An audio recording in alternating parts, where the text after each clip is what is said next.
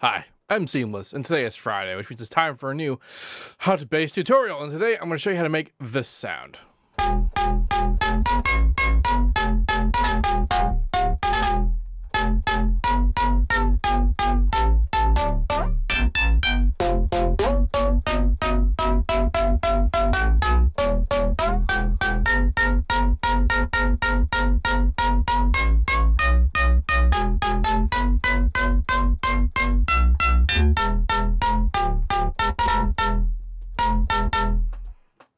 Good times. I actually don't really know what I was shooting for when I was making this, but hey, I think it's kind of neat. I have this ridiculously long envelope here, and what this is it's controlling a filter Pluck after the fact. And the reasons why it's this long is because if I kept it short and held the note, that happens. But what you're supposed to do is you're actually supposed to just say, you know, sustained loop end. But if I do that, when I let go, you hear that click. What that click is the filter resetting itself when you set it. It's setting itself to where the bass level is. So I'm avoiding that by having it not say the end, not hit the end, and just have a really long thing.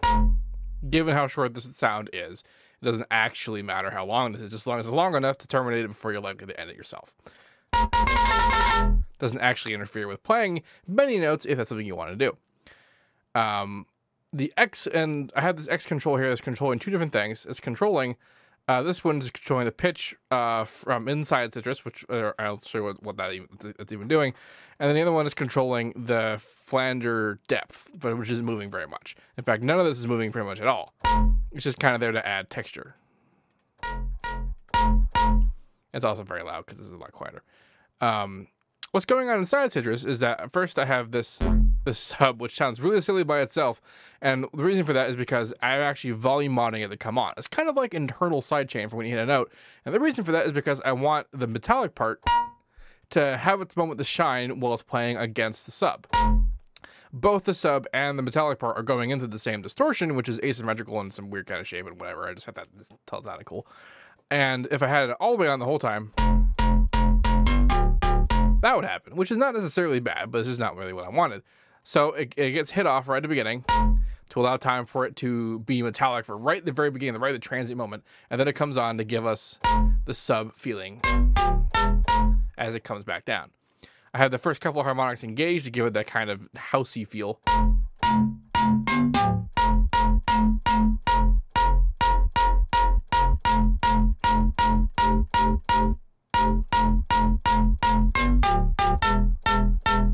Which is neat. And the thing that's causing the clang is this harmonic, this second oscillator, which is playing a couple harmonics. It's playing an octave, a fifth, another octave. So these are actually still the same note as what we're playing. And then this is a fifth in the middle. It's essentially a very, very high power chord. This is what's coming out of Citrus. I had this EQ here because I was initially going to do some kind of filtering with this. I never got around to it. And I am controlling the pitch with this via the mod X, which I just kind of pick around to places I think are cool. I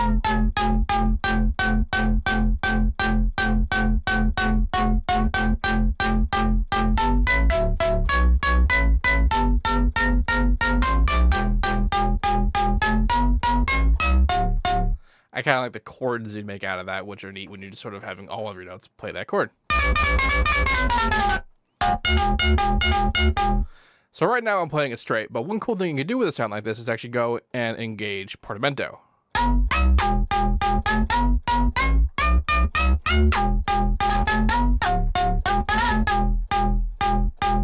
Which is kind of cool.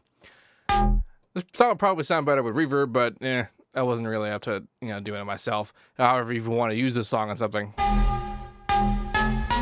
reverb can be nice.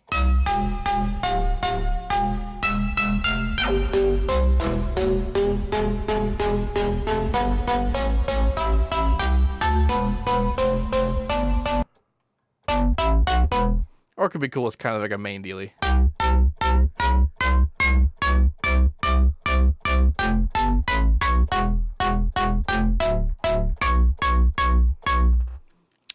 again, like I said, I wasn't really sure what I was going for when I made this, but it does use some neat ideas.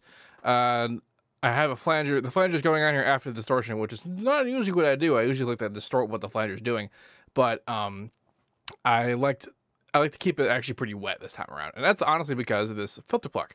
The pluck is happening so fast that I didn't have enough time for it to display sort of what it sounds like when it's just, you know, the thing by itself.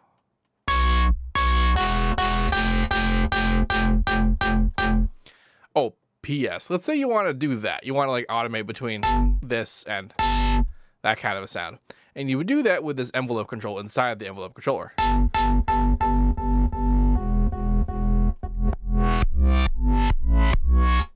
What this envelope control does is it controls how much this envelope shape is altering the sound. This, in conjunction with the bass control, would give you that standard kind of trance like modulation over time, where it starts out pretty harsh and then like it goes back down, and then you change where the bass is.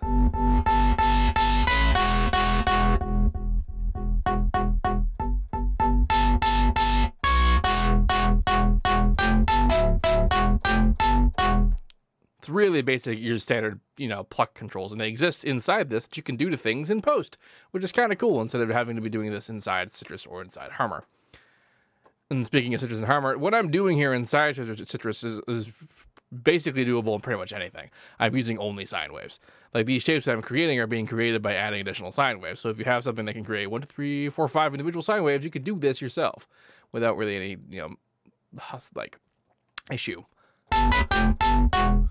And then the distortion is asymmetrical, which at this level doesn't really do a lot in terms of, I mean, it does make it sound interesting and unique, but it doesn't do a lot in terms of like crackling and destroying it like I am used to doing, because that's what I like to do normally.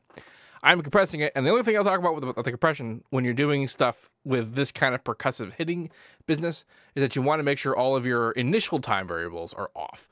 And what I mean by that are things like attack and decay, or the delay rather, which like, they'll mean different things for different plugins, which is a little lame. And in fact, it means different things inside the same plugin. But the idea about this is that you want the compressor to be doing whatever it's doing immediately so that you don't lose any of the initial attack.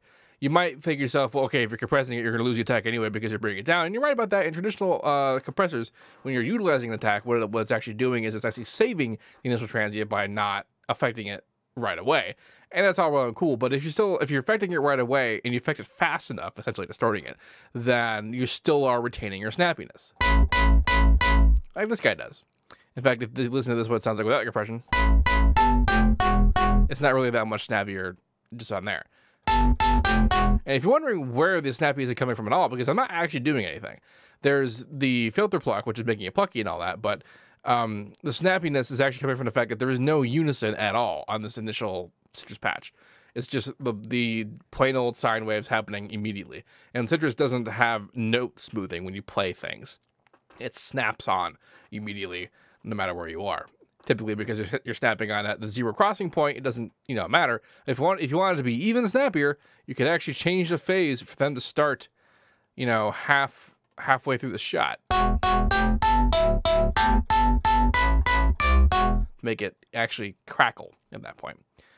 Of course, using the EQ like this as a filter helps because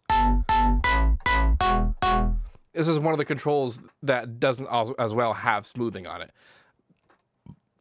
The envelope controller does have a little bit of its own smoothing, like it's a super tiny amount. In fact, it is less, however, than just straight automation.